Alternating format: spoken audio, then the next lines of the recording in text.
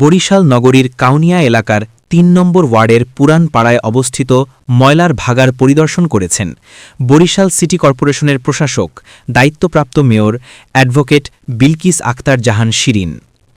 আজ শুক্রবার পরিদর্শনকালে তিনি স্থানীয় বাসিন্দাদের সাথে কথা বলেন।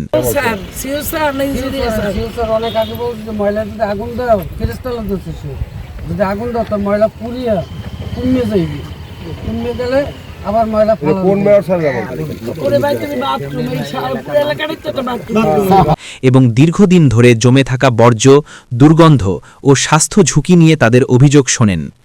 এলাকাবাসী জানান, ময়লার ভাগাড়ের কারণে পরিবেশ দূষণ মারাত্মক আকার ধারণ করেছে এবং শিশু ও বয়স্কদের নানা রোগে আক্রান্ত হওয়ার আশঙ্কা বাড়ছে।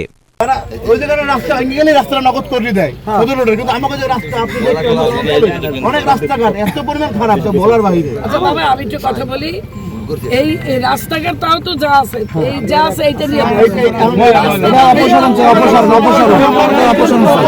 এ সময় প্রশাসক বিলকিস আক্তার জাহান শিরিন বলেন, এ ধরনের সমস্যা কোনোভাবেই মেনে নেওয়া যায় না। নগরবাসীর সুস্থ ও নিরাপদ পরিবেশ নিশ্চিত করা আমাদের দায়িত্ব। খুব দ্রুতই এই ময়লার ভাগার অপসারণ ও স্থায়ী সমাধানের জন্য কার্যকর ব্যবস্থা নেওয়া হবে। তিনি সংশ্লিষ্ট কর্মকর্তাদের দ্রুত পদক্ষেপ নেওয়ার নির্দেশ দেন এবং নিয়মিত বর্জ্য ব্যবস্থাপনা জোরদারের কথাও জানান। পরিদর্শনে সিটি কর্পোরেশনের ঊর্ধ্বতন কর্মকর্তা, স্থানীয় জনপ্রতিনিধি ও গণ্যমান্য ব্যক্তিরা উপস্থিত ছিলেন।